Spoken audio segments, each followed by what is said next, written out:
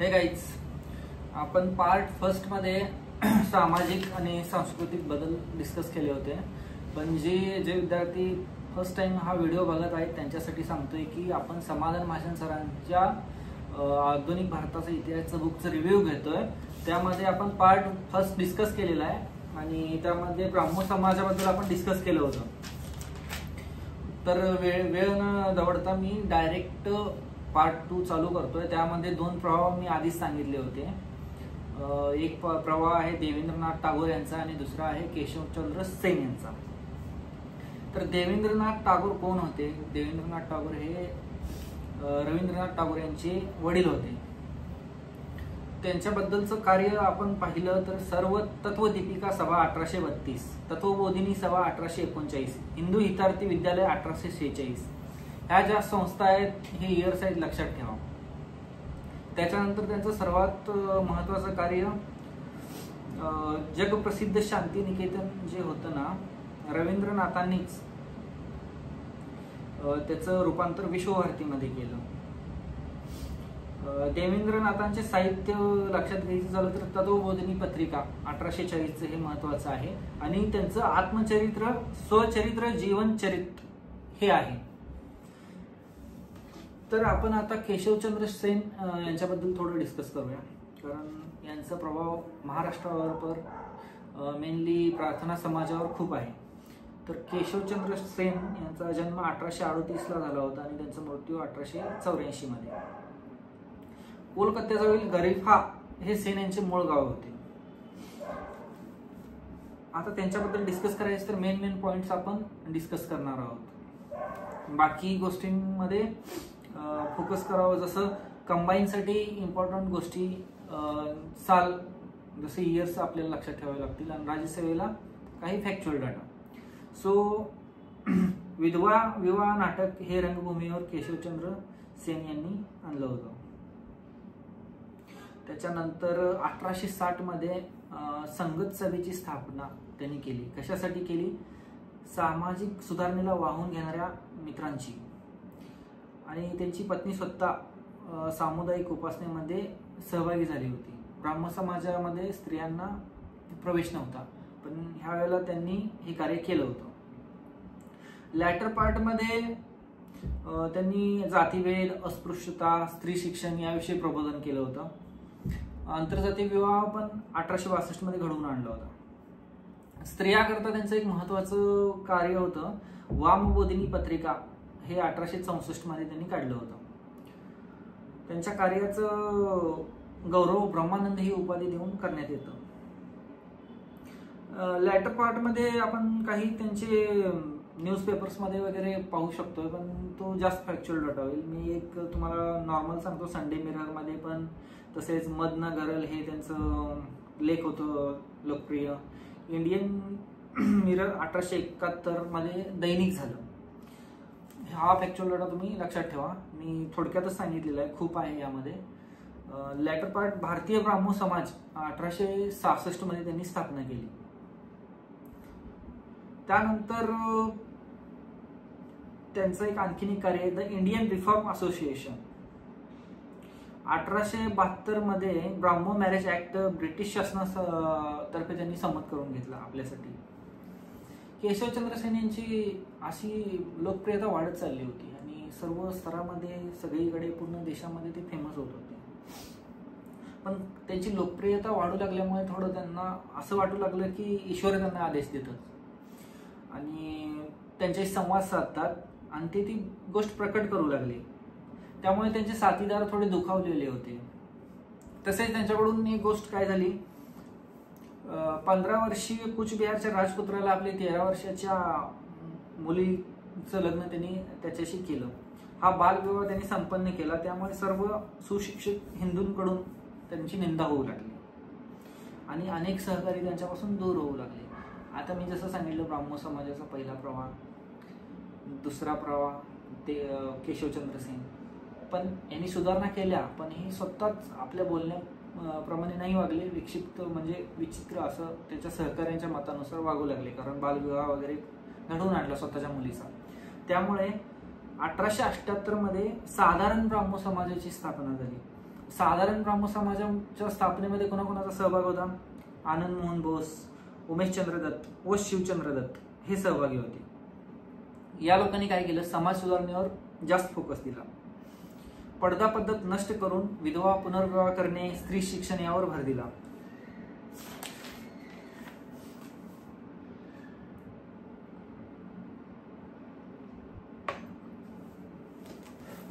आपण आता परत एकदा याचं रिवाइज करूया।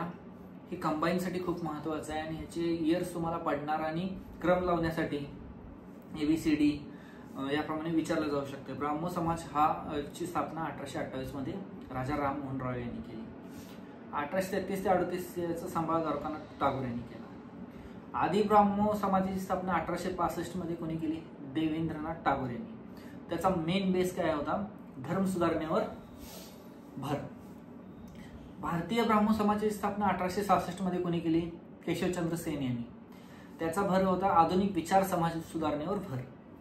आणि त्यांच्यापासून दुरावलेले जे साथीदार होते आनंद मोहन बोस, निशोनाथ शास्त्री यांनी साधारण ब्राह्मो समाजाची स्थापना केली। ही क्रोनॉलॉजी लक्षात ठेवा।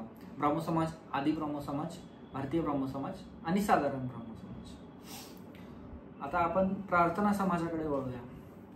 प्रार्थना समाजाची स्थापना महाराष्ट्रामधली सर्वांना माहिती आहे। 1867 मध्ये प्रार्थना समाजाची स्थापना झाली, 31 मार्च 1867। प्रार्थना समाजाचे स्वरूप लक्षात घेण्यासाठी आपल्याला परमहंस सभेची ओळख करून घेणे खूप महत्त्वाचं आहे। समाजातील मूर्तीपूजा, बहुदेवतावाद, जातीभेद इत्यादी परंपरा, अनिष्ट चालीरीती याचा दुष्परिणाम जाणवू लागल्याने विचारवंतांची टोळी जमा होऊ लागली। परमहंस सभेची स्थापना 31 जुलै 1849 रोजी झाली। जसं ब्राह्मो समाजाची स्थापना झाली, त्यांच्या विचाराचा प्रभाव बंगालच्या बाहेरही चालू झाला। मग मुंबईमध्ये याच्या स्थापनेमध्ये कोण होते हा क्वेश्चन खूप वेळा पडलेला आहे। तर मुंबईमध्ये परमहंस सभेची स्थापना दादोबा पांडुरंग तडखरकर यांनी केलेली आहे। यांच्या या स्थापनेमध्ये त्यांना कोणी कोणी मदत केली? दादोबा पांडुरंग, भाऊ महाजन, आत्माराम पांडुरंग। मग धर्मविवेचन 1868 मध्ये व पारमहंसिक ब्राह्मधर्म 1880 मध्ये ही 2 पुस्तके दादोबा पांडुरंग यांनी तयार केली आणि यामध्ये काय केलं? एकेश्वरवादाचा पुरस्कार केला। हा आता रिसेंटली राज्यसभेला क्वेश्चन आला होता की रोटीबंदीचे बंधन तोडणे, जातीभेद मोडणे, म्हणजे तो एक्सप्लेन होता की पाणी कोणी आणायचं, जेवण कोणी बनवायचं, यामध्ये डिटेल्समध्ये तुम्ही बघू शकता। आणि हा बेस परमहंस सभेचा आहे, पण हीच सभा परत प्रार्थना समाजमध्ये कन्व्हर्ट होते, त्यामुळे हा क्वेश्चन प्रार्थना समाज पण बरोबर आहे। मग ह्या सभेचे पहिले व शेवटचे अध्यक्ष राम बाळकृष्ण हे होते, पण ही एक गुप्त संघटना होती। यामध्ये डायरेक्ट कोण सहभाग घेत नव्हता आणि एकदा काय झालं, याची यादी कोणीतरी पळवली, मग ती प्रसिद्ध केल्यामुळे सर्व जे सभासद होते ते घाबरले आणि त्यांनी मग ते बंदच करून टाकले। मग त्यानंतर प्रार्थना समाज कसा तयार झाला? केशवचंद्र सेन हे 1864 मध्ये मुंबईमध्ये आले होते। मग त्यांची व्याख्याने वगैरे बघून दादोबा पांडुरंग यांचे बंधू आत्माराम पांडुरंग यांनी प्रार्थना समाजाची स्थापना केली। आता बघा, परमहंसमध्ये आणि प्रार्थना समाजामध्ये तुम्हाला कन्फ्युजन होऊ शकतं, कारण परमहंसची स्थापना दादोबा पांडुरंग यांनी केलेली आहे आणि प्रार्थना आत्माराम पांडुरंग। मग तुम्ही असं ट्रिक वगैरे करू शकता, आत्म्याची प्रार्थना वगैरे, त्याप्रमाणे तुम्ही हे लक्षात ठेवा। आत्माराम पांडुरंग यांनी त्याची स्थापना केली। यामध्ये सहभागी कोण कोण होते हे लक्षात ठेवा। रानडे, न्यायमूर्ती महादेव गोविंद रानडे, राघव भंडारकर, वामन आबाजी मोडक, न्यायमूर्ती चंदावरकर, दादोबा पांडुरंग तरखडकर व आत्माराम पांडुरंग तरखडकर। आणि प्रार्थना समाजाचे मुखपत्र होते सुबोध पत्रिका। सुबोध पत्रिका प्रार्थना समाजाच्या मतांचे समर्थन करण्यासाठी न्यायमूर्ती महादेव रानडे यांनी एकेश्वर निष्ठांची कैफियत हा ग्रंथ देखील लिहिला होता। अशा प्रकारे यामध्ये रानडेंचं कार्य सुद्धा आहे की त्यांनी एकेश्वर निष्ठांची कैफियत हा ग्रंथ लिहिला होता। हा पॉइंट तुम्ही नोट डाऊन करा, कारण हा क्वेश्चन पडू शकतो। रानडे यांनी युरोपातील मार्टिन लुथरची धर्म सुधारणा व भागवत धर्म यामध्ये साम्य विषेद केलं।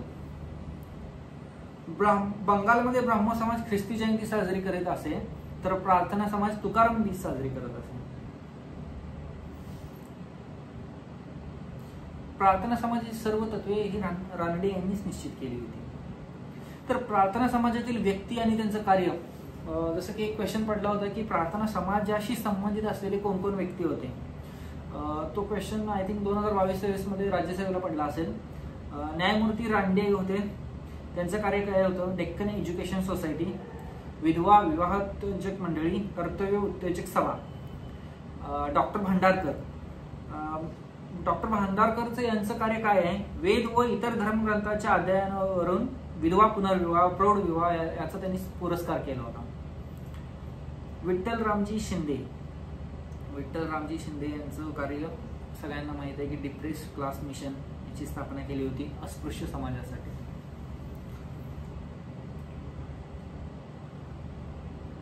वामन आबाजी मोडक हे संबंधित होते. आता मुंबई विद्यापीठाचे पहिले 4 पदवीधर सर्व नेहमी क्वेश्चन पडू शकतो. तर 4 पदवीधर कोण कोण होते? रा.गो. भांडारकर, बाळ मंगेश वागळे, वामन आबाजी मोडक व महादेव गोविंद रानडे हे 4 होते. तर याचं ट्रिक करू शकता. मो रा भा वा. मो म्हणजे मोडक, रा म्हणजे रानडे, भा म्हणजे भांडारकर, वा म्हणजे वागळे. अशा प्रकारे तुम्ही त्याचं शॉर्ट ट्रिक करू शकता. गोपाळकृष्ण गोखले पण प्रार्थना समाजाशी संबंधित होते. त्यांनी भारत सेवक समाजाची स्थापना केली होती. NM जोशी यांचं 1919 मधील कामगारांसाठी जे त्यांनी स्थापन केलेलं सोशल सर्व्हिस लीग हे सुद्धा प्रार्थना समाजाशी निगडीत होतं. आता सत्यशोधक समाज बऱ्यापैकी सर्वांना माहीत आहे. 24 सप्टेंबर 1873 मध्ये ज्योतिबांनी ब्राह्मणी वर्चस्व धार्मिक, सामाजिक, आर्थिक अशा सर्व अंगाने व्यापलेले आहे. त्यामुळे सद्यस्थितीत बदल घडवून आणण्यासाठी आणि ब्राह्मणांच्या मानसिक गुलामगिरीतून कनिष्ठ वर्गाला मुक्त करण्यासाठी ब्राह्म समाजाची स्थापना हे आपल्या सत्यशोधक समाजाच्या स्थापनेची गरज असल्याचे विशद केले होते. त्यानुसार त्यांनी 24 सप्टेंबर 1873 मध्ये याची स्थापना केली. जे पहिले अध्यक्ष व कोषाध्यक्ष महात्मा फुले स्वतः होते. तर नारायण गोविंद कडलक यांनी कार्यवाहक म्हणून याचं कार्य पाहिलं होतं. काही तत्वे होती सत्यशोधक समाजाची, जसं की सर्व मानव एकाच देवाची लेकरे आहेत. जसं आई बापाला भेटण्यासाठी मध्यस्थाची गरज नसते, तसेच प्रार्थना करण्यासाठी आम्हाला पुरोहितांची काही गरज नाहीये. वरील तत्वे कबूल असल्यास कोणीही सभासद होऊ शकत होतं. फक्त त्याला काय करावं लागत होतं? खंडेराव या दैवतासमोर बैलपत्र उचलावे लागत असते. तर हे थोडं इन शॉर्ट मी माहिती दिली, पण आपल्याला मेन फॅक्च्युअल डाटाच पडणार आहे, जसं की कंबाईनला आणि राज्यसेवेला देखील.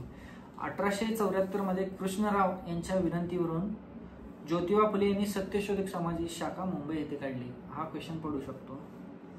या शाखेची स्थापना रामय्या व्यंकय्या अय्यावारू, नरसिंगराव साहेबू, तसेच जाय येलप्पा लिंगू व बाळाजी कालिवार या लोकांनी केली. त्यात त्यांचं सहकार्य होतं. नेक्स्ट पार्ट आपण सत्यशोधक समाजातील पहिला विवाह 25 डिसेंबर 1873 ला झाला होता. पुरोहिताशिवाय लग्न लावण्यामुळे खूप मोठा वाद निर्माण झाला होता. तसंच त्यांनी दुसरा विवाह ज्ञानोबा ससाणे यांचा 7 मे 1874 मध्ये घडवून आणला होता. नेक्स्ट पार्ट आपण जाऊया. त्यांनी सत्यशोधक समाजाचा असा वार्षिक समारंभ पण ठेवला होता.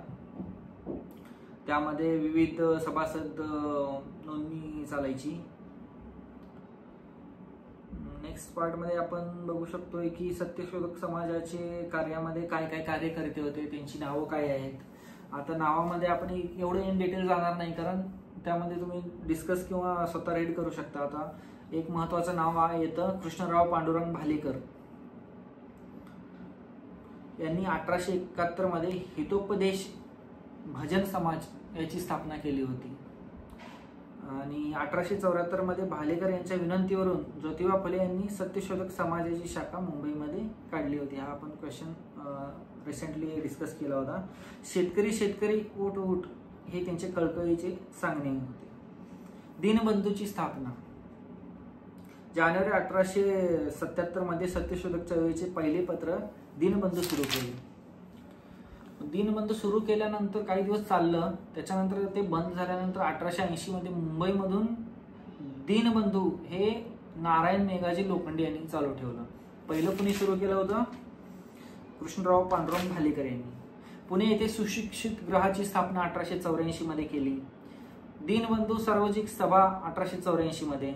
दीनबंधू फ्री स्कूल 1888 मध्ये.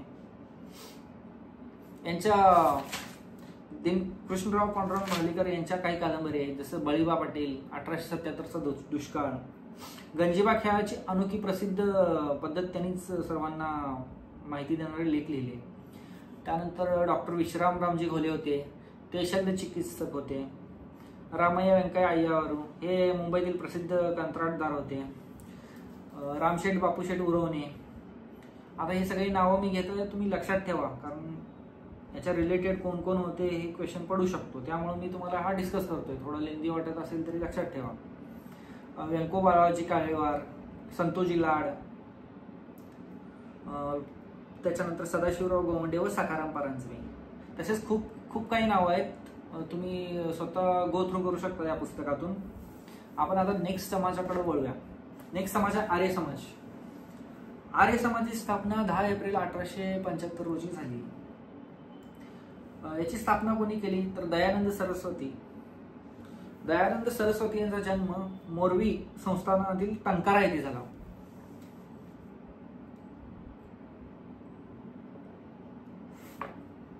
स्वामी दयानंद हे ख्रिश्चन धर्म तसेच इस्लामचे कडवे टीकाकार होते. आर्य समाजाची स्थापना 10 एप्रिल 1875 मध्ये मुंबईमध्ये केली. 1877 मध्ये आर्य समाजाची एक शाखा लाहोरमध्ये झाली. हा क्वेश्चन पडत राहतो, फर्स्ट लाहोरला झाली का मुंबईला झाली? फर्स्ट मुंबईला झालेली आहे शाखा. आर्य समाजाची तत्वे लक्षात ठेवा. वेद हे ईश्वरापासून निर्माण झाले आहे. परमेश्वर हाच संपूर्ण विश्वाचा निर्माता आहे, पालन करता आहे. प्रत्येक व्यक्तीने सत्याचे पालन करावे. शारीरिक, आत्मिक व सामाजिक उन्नती करणे हे आर्य समाजाचे ध्येय आहे. तसेच आर्य हे बाहेरून आलेत हा सिद्धांत सुद्धा त्यांनी खोडून काढलाय. आणि महत्वाचं यांचं जे बोलणं होतं की चातुर्वर्ण्य जे जन्मावर आधारित नसून कर्मावर अवलंबून आहे. आणि आर्य समाजाचं कार्य काय होतं? हिंदूच्या मनातील न्यूनगंड कमी करणे आणि आत्मसन्मान जागृत करणे. तसेच शुद्धीकरण मोहीम त्यांनी चालू केली होती. जसे जे ख्रिश्चन धर्मामध्ये गेले होते, इस्लाम धर्मामध्ये गेले होते, त्यांना परत हिंदू धर्मामध्ये घेण्यासाठी यांनी शुद्धीकरण मोहीम चालू केली होती. आर्य समाजाचे कार्य शैक्षणिक क्षेत्रात पण आहे. 1896 मध्ये मुलींसाठी कन्या महाविद्यालय, लाला हंसराज यांनी दयानंद अँग्लो वैदिक कॉलेज याची स्थापना केली होती. स्वामी श्रद्धानंद यांनी गुरुकुल येथे हरिद्वारची स्थापना केली होती. आता स्वामी दयानंद भारत हा हिंदी लोकांसाठी अशी घोषणा पहिल्यांदा त्यांनीच केली होती. इंडिया फॉर इंडियन्स ही घोषणा स्वामी दयानंद यांची आहे.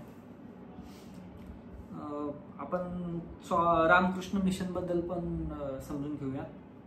रामकृष्ण मिशनची स्थापना कोणी केली होती याबद्दल खोलात जायचं असेल तर पहिलं आपल्याला स्वामी विवेकानंद यांच्याबद्दल समजून घ्यावे लागेल. त्यांची 1893ची शिकागो परिषद, 1896 मध्ये.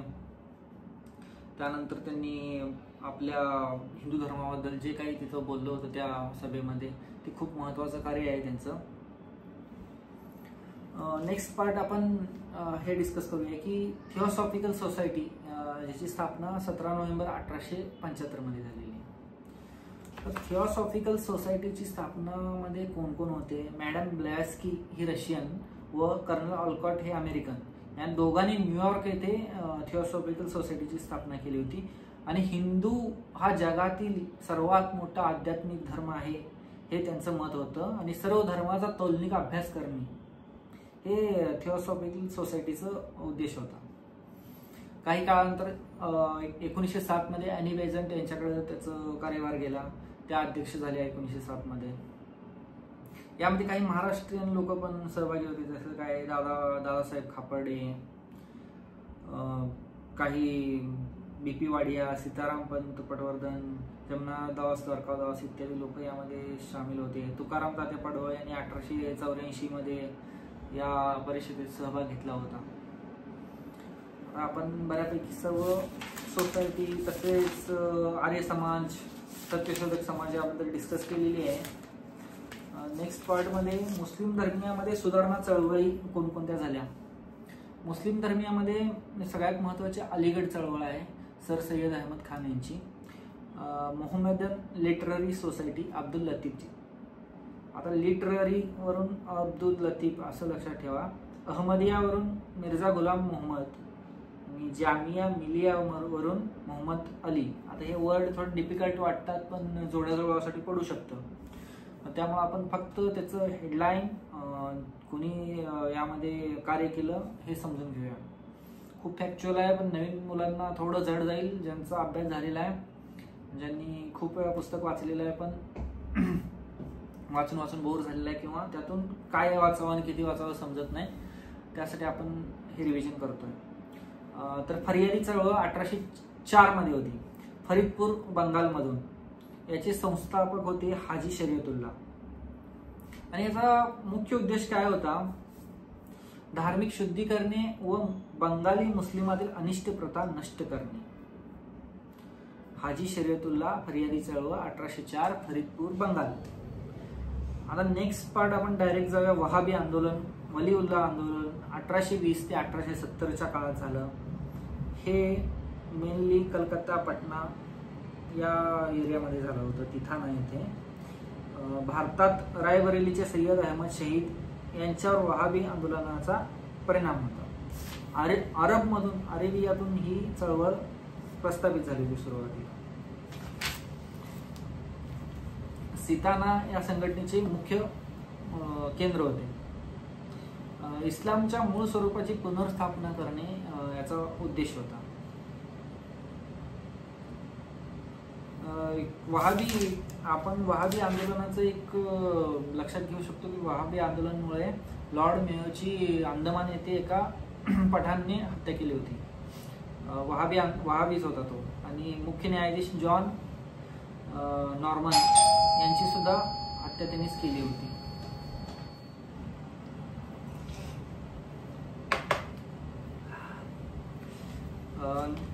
नेक्स्ट आहे तायुनी चळवळ. 1839ला ढाकामध्ये मौलाना करामत अली यांनी निर्माण केली. याचा मुख्य उद्देश आहे फरियादी चळवळीला विरोध करणे.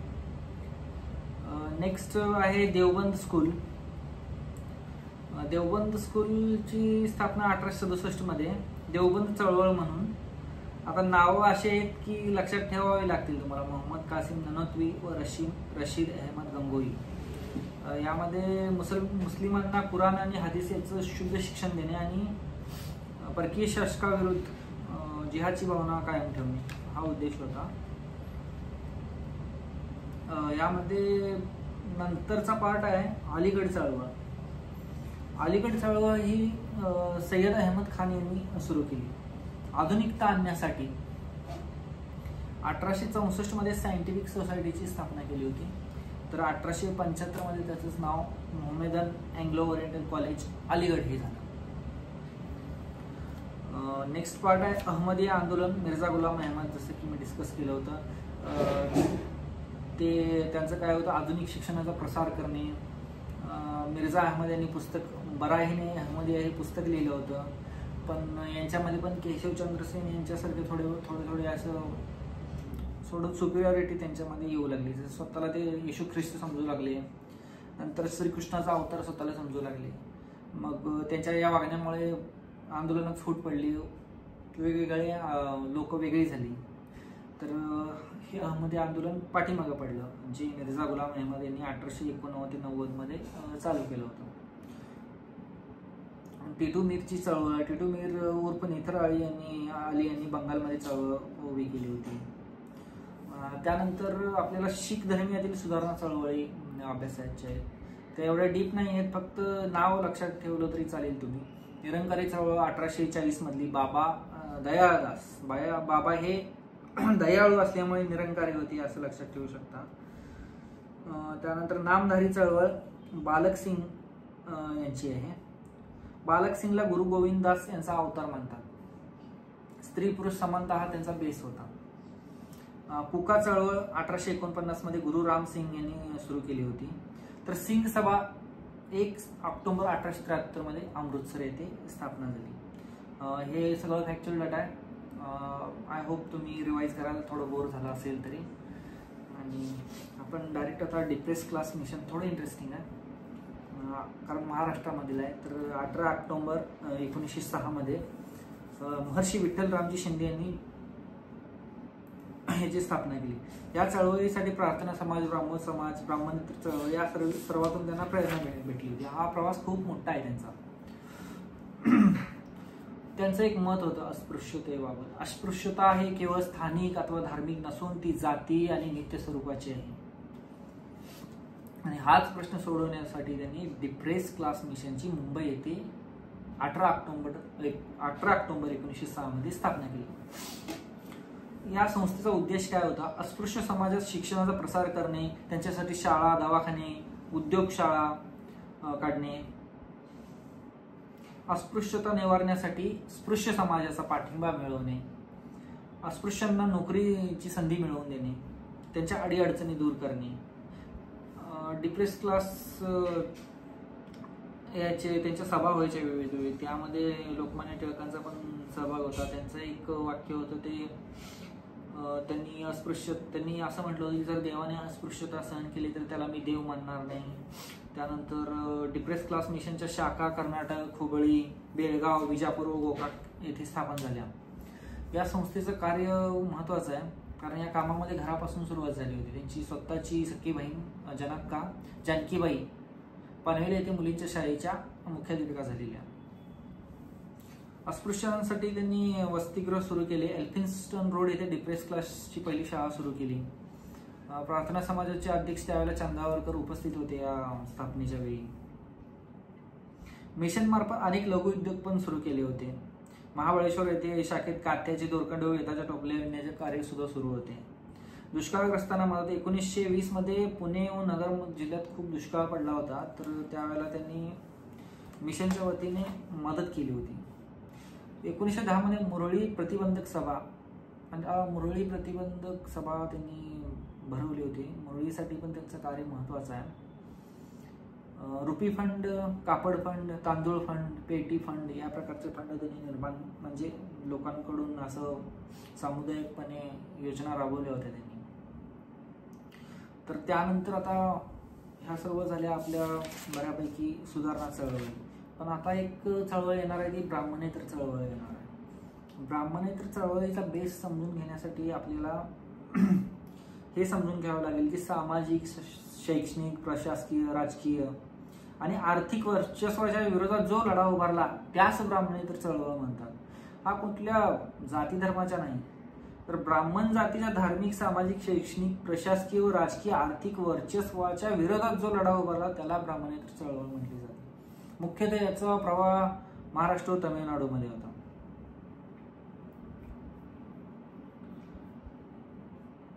आपल्यातले जसे की प्रसिद्ध विचारवंत लक्ष्मण शास्त्री जोशी यांनी आपल्या चळवळीची तुलना युरोपातील धर्म सुधारणा चळवळीशी केलं आहे ब्राह्मणेतर चळवळीचा.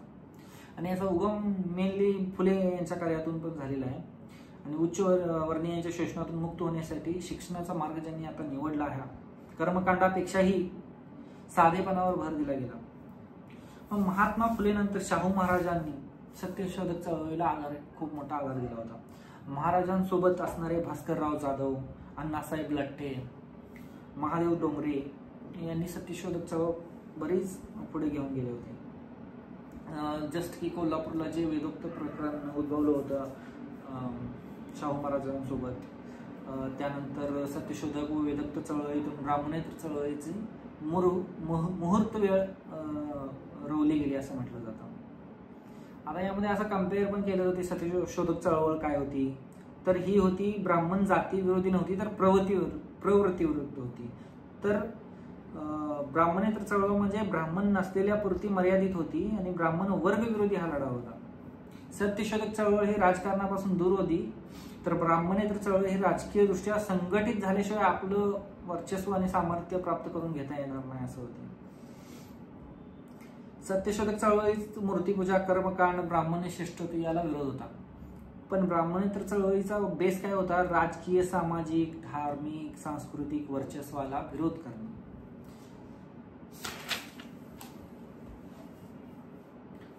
आता यामध्ये ब्राह्मणेतर चळवळीचा उदय कसा झाला हे आहे. आपण आता इन शॉर्ट फास्ट मध्ये आपण कंप्लीट करूया हा पार्ट. ब्राह्मणांचे वर्चस्व, त्या काळात धार्मिक, सामाजिक आणि प्रशासकीय क्षेत्रात त्यांचं वर्चस्व होतं.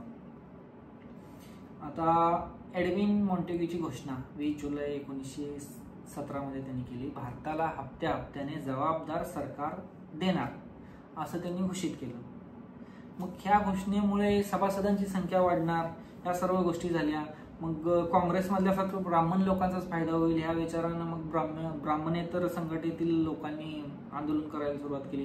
वेगवेगळ्या संघटनांची स्थापना होणार होती, जसं की जी स्थापना झाली डेक्कन रयत समाज ऑगस्ट 1916 मध्ये. याला म्हटलं जातं की तुम्ही नोट डाऊन करू शकता याला की ब्राह्मणेतरांची पहिली राजकीय संघटना डेक्कन रयत समाज. आणि यामध्ये कोण कोण होते हा सुद्धा क्वेश्चन पडू शकतो. AB लठ्ठे, वालचंद कोठारी, त्याच्यानंतर मुकुंदराव पाटील, CK बोले व कवी नारायण टिळक. मी खूप शॉर्ट मध्ये तुम्हाला पॉइंट्स काढून देतोय, ते पाठच करावे लागतील तुम्हाला, कारण यामध्ये जास्त डिस्कस करण्यासारखं असं एवढं नाहीये. लेट्स आता तुम्ही लक्षात ठेवा की दुसरा पॉइंट, राष्ट्रीय मराठा संघ ज्याची स्थापना 26 ऑक्टोबर 1917 विठ्ठलरामजी शिंदे यांनी पुणे येथे केली.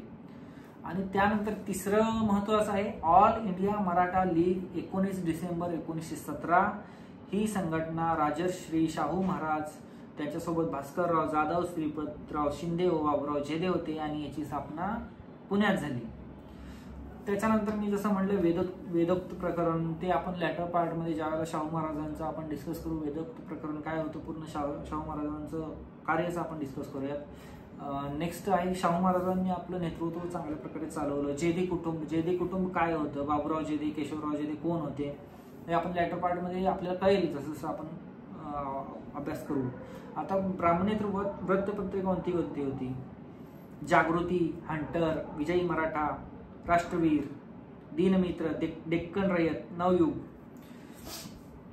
आता ब्राह्मणेतर चळवळीची वाटचाल कशा प्रकारे होत गेली हा पार्ट आपण थोडं डिस्कस करू शकतो की सगळ्यांच्या लक्षात येईल. यामध्ये मराठ्यांसाठी स्वतंत्र मतदारसंघाची मागणी करण्यात आली. ही मागणी केली होती श्रीपतीराव शिंदे यांनी. त्याच्यानंतर पटेल बिल, आंतरजातीय विवाहास कायदेशीर मान्यता मिळावी म्हणून विठ्ठलभाई पटेल यांनी केंद्रीय कायदे मंडळात 1919 साली हे बिल मांडलं होतं. आणि मग हे बिल मांडल्यानंतर याला टिळक, कुर्तोकोटी, मालवी यांच्या अनुयायांनी विरोध केला होता. याच घटनेवर प्रणय प्रभाव हा नाटक दिनकरराव जवळकरांनी लिहिला होता.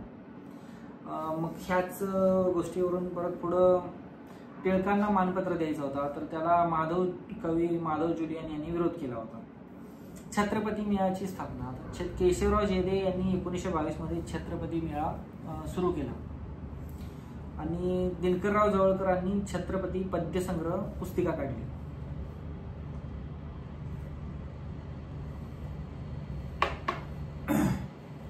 याच दरम्यान शिवस्मारकाचा वाद निर्माण झाला. श्री शिवाजी मराठा सोसायटी यांनी 1917 मध्ये ही कल्पना म्हणजे प्रथम शिवस्मारक स्थापन करण्याची मांडली होती. पण यावरून खूप राजकारण झालं. 1923 मध्ये जवळकरांनी याच गोष्टीवरून जो वाद निर्माण झाला, श्री शिवस्मारक पुराण ही पुस्तिका लिहून अनेकावर टीका केली. मग ह्याच गोष्टीमुळे कसं दोन्ही संघटनांमध्ये असं ब्राह्मण संघटनेमध्ये खूप वादविवाद होऊ लागले.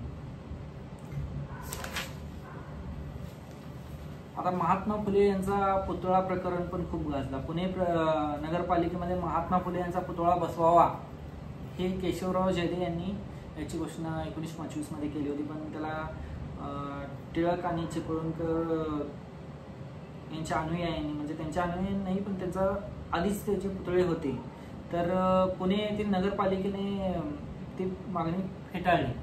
त्यामुळं पण त्याचा वाद निर्माण झाला.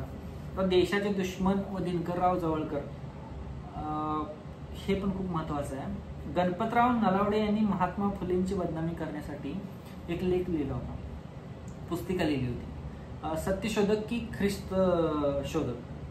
मग याला उत्तर देण्यासाठी दिनकरराव जवळकरांनी देशाचे दुश्मन हे पुस्तक लिहिले. या पुस्तकात लोकमान्य टिळक, विष्णूशास्त्री चिपळूणकर यांच्यावर प्रखर टीका केली. या टीकेमुळे वाद चिघळला. यासाठी टिळकांचे पुत्र श्रीधर टिळक व चिपळूणकरांचे नातू यांनी पुणे न्यायालयात फिर्याद दाखल केली. मग ह्यामध्ये सर्वांना शिक्षा भेटल्या, जे मुद्रक होते, प्रकाशक होते. तर याचा अपील करण्यात आलं. बाबासाहेब आंबेडकर यांनी त्यांची बाजू घेतली हायकोर्टमध्ये आणि सर्वांची निर्दोष मुक्ती झाली. पण यामुळे कसं एक वाद चिघळला परत एकदा. मग दुसरी गोष्ट होती ब्राह्मणेतरांना दिल्या जाणाऱ्या पदव्या, जसं की राव बहादूर, रावसाहेब, JP बहादूर, या जर पदव्या घेतल्या ना तर त्यांना स्वातंत्र्य चळवळीत भाग घेता येत नव्हता. मग दुसरं आणखीन एक गोष्ट आहे की बालविवाह शारदा बिल 1929 मध्ये मध्यवर्ती कायदे मंडळात पास झाले. यावेळी मुलाचे वय 18 व मुलीचे वय 14 असावे याचे बंधन होते. तर या कायद्यावर टिळकाच्या अनुयायांनी विरोध केला आणि व ब्राह्मणेतरांनी मंडळींनी त्याला पाठिंबा दिला, पण याची काही अंमलबजावणी झाली नव्हती. अशा प्रकारे आपण ब्राह्मणेतर चळवळ पण डिस्कस केलेली आहे. त्यामध्ये कोणकोणते लोक होते आणि कोणकोणाचा सहभाग होता हे पण पार्ट आपण लॅटर डिस्कस केलेला आहे. आता एकदम फास्टमध्ये आपण ब्राह्मणेतर पक्ष 12 डिसेंबर 1920 मध्ये केशवराव जेधे यांनी स्थापना केली होती पुण्याच्या जेधे मेन्शनमध्ये. एवढं लक्षात ठेवा. त्यानंतर आपल्याला एवढं डीपमध्ये जायची गरज नाही. ब्राह्मणेतर पक्षात 1937 मध्ये फूट पडली. कुपरे व जवळे यांनी नागरी शेतकरी पक्ष स्थापन केला, हे लक्षात ठेवा. नेक्स्ट पार्टमध्ये आपण हे लक्षात ठेवू शकतो 1934 मध्ये मध्यवर्ती कायदे मंडळामध्ये केशवराव जेधे व गाडगे निवडून गेले होते आणि 1938 ला जेधे यांना अध्यक्षपद दिलं होतं. त्यामुळे थोडा वाद कमी झाला. पण ह्यामध्ये आपण आता ब्राह्मणेतर चळवळीमध्ये कोण कोण मेन लोक होते हे लक्षात ठेवायला तर तुमच्या लक्षात आलं असेल की केशवराव जेधे होते. त्यानंतर माझ्या मते दिनकरराव जवळकर आणि भास्करराव जाधव, ह्या 3 लोकांचं कार्य आपल्याला महत्त्वाचं आहे. लाईक केशवराव जेधे यांचं घर शिवकालीन इतिहास प्रसिद्ध करायच्या जेधे देशमुख घराण्यातले होते. जेधे मेन्शन, जिथे की सर्व मीटिंग व्हायच्या ब्राह्मणेतरांच्या, काय करायचं काय नाही करायचं. कॉलेजच्या जीवनात केशवरावांनी अस्पृश्यांच्या मुलांना संस्कृत व एक, आता मी जे वर्ड घेतो हे पुस्तकामधले आहेत आणि ते त्यावेळेला यूज केलेले आहेत, त्यामुळे त्याचा काय असा संबंध काही हे नाही आहे. अस्पृश्यांच्या मुलांना संस्कृत तसेच वंगी मुलाला गणित शिकवण्याचे काम केले. शिवाजी मराठा हायस्कूल पुणे या ठिकाणी त्यांनी शिक्षकाची नोकरी केली होती. यावेळी त्यांनी शिवस्मारक साप्ताहिक काढले होते. छत्रपती मेळावा 1922 ची स्थापना आहे. टिळक व जेधे मोफत व सक्तीचे प्राथमिक शिक्षण फक्त मुलांना द्यावे अशी टिळकांची भूमिका त्या काळात होती, तर सर्वांना द्यावे असे जेधे यांचे मत होते. जेधे हे नगरसेवक झाले 1925 मध्ये. जेधे व जवळकरांमध्ये थोडं फूट झालं होतं. सायमन कमिशनला सहकार्य करावे का न करावे. पर्वती व महाडचा सत्याग्रह, पर्वती व महाडच्या सत्याग्रहामध्ये यांनी सहभाग केला होता. 25 डिसेंबर 1927 ला जेधे व जवळकर महाडला गेले होते. त्यांनी आंबेडकरांना साथ दिली होती या सत्याग्रहामध्ये. लॅटर पार्टमध्ये शेतकरी कामगार पक्ष 1948 मध्ये जेधे यांनी स्थापन केला. त्यानंतर दिनकरराव जवळकर पुणे येथे त्यांची मॅट्रिक स्कूल झाली होती आणि तरुण मराठा हे पत्र शाहू महाराजांच्या सहकार्याने त्यांनी काढलं होतं. पटेल बिलाच्या समर्थनार्थ त्यांनी प्रणय प्रभाव हे पुस्तक लिहिलं होतं. आणि शिवस्मारक पुराण, मी जसं की आधी तुम्हाला डिस्कस केलं होतं की शिवस्मारक पुराण शिवस्मारकाच्या वादामुळे त्यांनी निर्माण केलं होतं. त्याच्यानंतर छत्रपती पद्यसंग्रहिका लिहिली होती. 1925ला देशाचे दुश्मन हे पुस्तक लिहून टिळक आणि चिपळूणकरांवर टीका केली होती. नाशिकच्या काळाराम सत्याग्रहात त्यांनी सहभाग घेतला होता. क्रांतीचे रणशिंग हे पुस्तक देखील त्यांनी लिहिलं होतं. एवढ्या कमी स्पॅनमध्ये त्यांचं बघा, जन्म 1898ला आहे, मृत्यू 1932ला आय थिंक. रक्ताशय म्हणजे अॅनिमिया आणि त्यांचं 34व्या वर्षी डेथ झाली होती. पण त्यांनी एवढं कार्य केलेलं आहे एवढ्या कमी वयामध्येच. लेटर पार्ट आपण भास्करराव जाधव यांच्याबद्दल डिस्कस करूया. ब्राह्मणेतराच्या चळवळीचे नेतृत्व करण्यास त्यांनी सुरुवात केली होती. अलिबागच्या नागाव येथे त्यांचा जन्म झालेला आहे. महाराजांच्या जवळ त्यांनी असिस्टंट सरसुबेव पदावर नोकरी केलेली आहे. 1911च्या सत्यशोधक अधिवेशनाचे ते अध्यक्ष होते. आणि घरचा पुरोहित ही त्यांची पुस्तिका होती. हा फेमस क्वेश्चन पडू शकतो की भास्करराव जाधव यांनी घरचा पुरोहित हे पुस्तक लिहिलं होतं. त्यानंतर ब्राह्मणेतर 1920 मध्ये स्थापन झालेल्या ब्राह्मणेतर पक्षाचे नेतृत्व त्यांच्याकडे झालं होतं आणि शेवटपर्यंत ते ब्राह्मणेतर चळवळीतच राहिले होते. आता ब्राह्मणेतर चळवळ व जस्टिस पार्टी ही संस्कृत म्हणजे द्रविड लोकांची आहे, तिकडच्या दक्षिण भागातील असून याच्याबद्दल आपण एकदम इन शॉर्ट म्हणजे दोनच नावं आपल्याला महत्वाची आहेत. 1917 साली पी त्यागराय व डॉक्टर TM नायर यांनी दक्षिण भारतीय उदारवादी संघटना याची स्थापना केली होती आणि या संघटनेचं मुखपत्र होतं जस्टिस. 1937ला रामस्वामी नायकर यांची निवड झाली जस्टिस पार्टीमध्ये. आणि जस्टिस पार्टीमध्ये त्याच्यानंतर एक महत्वाचं आहे अण्णादुराईंनी 1944 मध्ये जस्टिस पार्टीचं नाव बदलून द्रविड कळघम आणि 1944लाच त्याचं विभाजन झालं आणि DMK झालं. आता जे DMK आहे, अण्णादुराई आपल्या गटाला DMK द्रविड मुनेत्र कळघम असे नाव दिले. अशा प्रकारे लास्ट पार्ट आहे केरळ येथील एजवा आंदोलन नारायण गुरु यांनी 1902 ते 1903 साली केलं आणि त्यामध्ये एक घोषणा त्यांची होती, मानव जातीसाठी एक धर्म, एक जात व एक ईश्वर. आता मी बऱ्यापैकी पार्ट तुम्हाला फक्त असं वाचून दाखवलं असं दाखवलं वाटत असेल, पण हे तुम्हाला अंडरलाईन करायचं आणि लक्षात ठेवायचं. खूप मोठा पार्ट होता त्यामुळे आपल्याला स्पीडमध्ये घ्यावं लागेल. लक्षात ठेवण्यासारखे पार्ट आहेत. आता आपण आज डिस्कस केलं, ब्राह्मण समाज केला, प्रार्थना समाज केला, त्यानंतर सत्यशोधक समाजाबद्दल डिस्कस केलं. सत्यशोधक समाजामधले कोण कोण आपले कार्यकर्ते होते हे लक्षात ठेवा. त्याच्यानंतर कृष्णराव पांडुरंग भालेकर यांचं कार्य लक्षात ठेवा. नेक्स्ट पार्ट आहे आर्य समाजमध्ये स्वामी दयानंद सरस्वती, थिओसॉफिकल सोसायटी आपण डिस्कस केली, मुस्लिम धर्मीयांची डिस्कस केलेली आहे. आता तुम्हाला काही अडचणी असतील आपण नेक्स्ट जे पार्ट्स असतील ना थोडं इंटरेस्टिंग आणि व्यवस्थित डिस्कशन करून घेऊ शकतो, कारण हा खूप मोठा पार्ट होता आणि यामध्ये खूप फॅक्च्युअल डाटा होता. आय थिंक फॅक्च्युअल डाटापेक्षा पण तुम्हाला नेक्स्ट पार्टमध्ये थोडं समजून घ्यायला पण भेटेल. सो बाय, आपण नेक्स्ट पार्टमध्ये डिस्कस करूया. तुम्हाला काय अडचणी असतील तर कमेंट करा.